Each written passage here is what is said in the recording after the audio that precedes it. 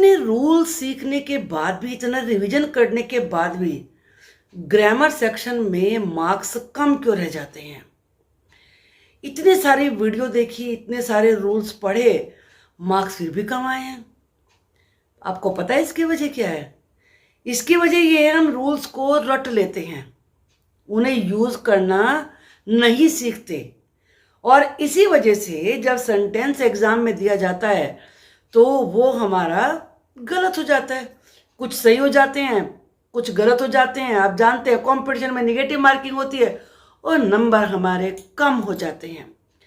उसका सॉल्यूशन एक ही है कि आप प्रैक्टिस करें, क्योंकि सेंटेंसेस में एक ही चीज को इतने डिफरेंट तरीके से यूज किया जा सकता है कि आप इमेजिन भी नहीं कर सकते, और वो आपको केवल पता चलता है प्रैक्टिस करने से। आप मेरी हर वीडियो को देखिए, मेनली प्रैक्टिस वाली वीडियो को देखिए, तो आपको मैं गारंटी देती हूं कि आपके ग्रामर में नंबर कम आ ही नहीं सकते। तो चलिए शुरू करते हैं आज की वीडियो, जो एक्टिव पैसिव पर बेस्ड है। Error finding based on active to passive. इस एक्सरसाइज में सारी मिस्टेक्स एक्टिव पैसिव पर ही बेस्ड हैं। तो चलिए शुरू करते हैं। फर्स्ट सेंटेंस, आवर वेबसाइट वो designing by a small company. आपको पता चल गई होगी मिस्टेक है यहाँ। क्यों है ये मिस्टेक?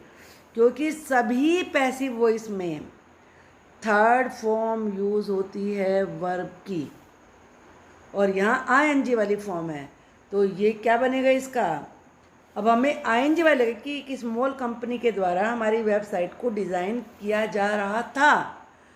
तो था लगाने के लिए हम वॉज के बाद लगाएंगे बीइंग और फिर लगाएंगे थर्ड फॉर्म। तो ये क्या बन जाएगा? डिज़ाइंड। क्लियर? कोई डाउट नहीं रहना चाहिए। अब सेकंड है, last month a few dozen employees have been fired. आपने स्टार्टिंग देखी, क्या लिखा है? Last month.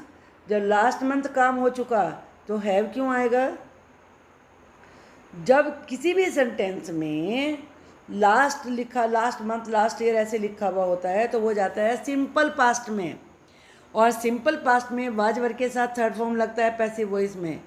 तो ये बीन भी हटेगा, हैव भी हटेगा, और यहाँ आएगा were. Last month a few dozen employees were fired. Now third, that severe accident happened. वो भयंकर दुर्घटना घटित हुई while the truck was loaded. जिस समय ट्रक लोड था नहीं, लोड हो रहा था। वाइल आता ही जहाँ पे कंटिन्यूशन में एक्टिविटी होती है, उस एक्टिविटी के लिए जिस समय ट्रक को लोड किया जा रहा था। और आप जानते हो पैसिव वॉइस में कंटिन्यूएशन के लिए बीइंग लगता है। तो लोडेड थर्ड फॉर्म तो आती है, तो वॉज के बाद इस जगह पर आपको इसमें ऐड करना है being. Was being loaded. Now this one, the meeting will be hold. ये क्लियर हुआ? मैंने भी क्या बोला कि हर पैसिव वॉइस में वर्ब की थर्ड फॉर्म यूज़ होती है, पास्ट पार्टिसिपल फॉर्म यूज़ होती है। तो होल्ड की जो पास्ट पार्टिसिपल फॉर्म या थर्ड फॉर्म कहें वो होती है हेल्ड। तो will be held in his office. Now fifth, damage goods can not being return. Can not वाले में बीइंग आता ही नहीं है कभी भी। जितने भी मॉडल्स हैं, can, should, must, would, will, shall, सब के साथ बी लगता है, बी प्लस थर्ड फॉर्म। तो बीइंग की जगह बी हो जाएगा, can not be return.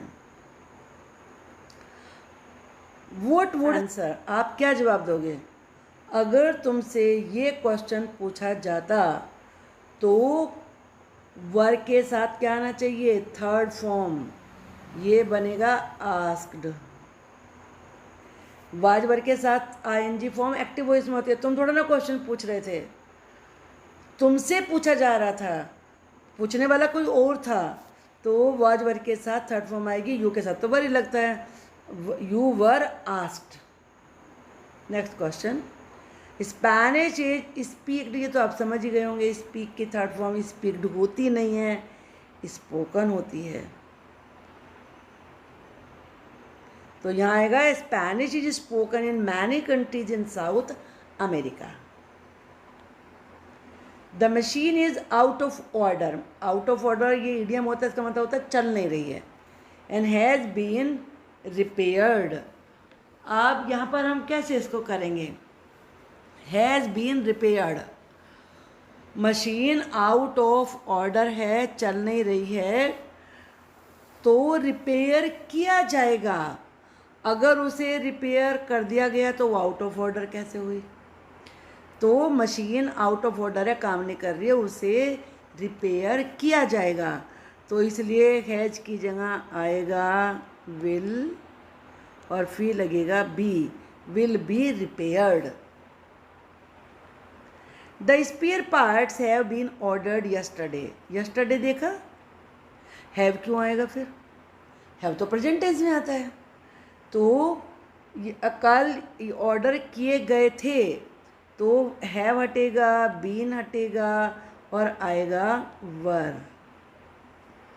The spare parts were ordered yesterday. अब कभी कभी तुम्हारे दिमाग में ये बात आती होगी, एक सेंटेंस पहले भी इस तरीके का आया था, हम हैव का हेड क्यों नहीं कर दिया, वो नहीं कर सकते। हेड में लाने के लिए मैंने एक टेंस की एक्सरसाइज बताई थी कि हेड होता है पास्ट इन पास्ट, जब दो काम हुए हैं, जो काम पहले हुआ है उसमें head plus third form use होती है, यानी कि पास्ट परफेक्ट टेंस यूज़ होता है। और यहाँ ऐसी कोई कंडीशन नहीं है, यहाँ सिंपल एक सेंटेंस है। कभी कभी ऑलरेडी, येट, सो फार इस तरह के एडवर्ब होते हैं जो सिंपल पास्ट में नहीं यूज़ होते, पास्ट परफेक्ट में यूज़ होते हैं, तब भी हमें पास्ट परफेक्ट लगाना पड़ता है। तो इसलिए यहाँ पर यस्टरडे वाले पहले सेंटेंस में भी हमने वर किया और यहाँ भी वर के साथ थर्ड फॉर्म होगी, क्योंकि सिंपल पास्ट में ये सेंटेंस जाएगा। 10 द थीफ वॉज कैच्ड, समझ गए होंगे गलती तुरंत ही, कैच तो होता ही नहीं है, कॉट होती है, CAUGHT, caught. The thief was caught with the help of citizens.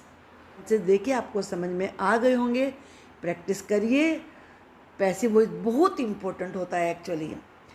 तो आपने ये समझ लिया होगा, प्रैक्टिस और करेंगे बिल्कुल पक्का 100% समझ में आ जाएगा। बस चैनल पर बने रहिए और वीडियो देखते रहिए।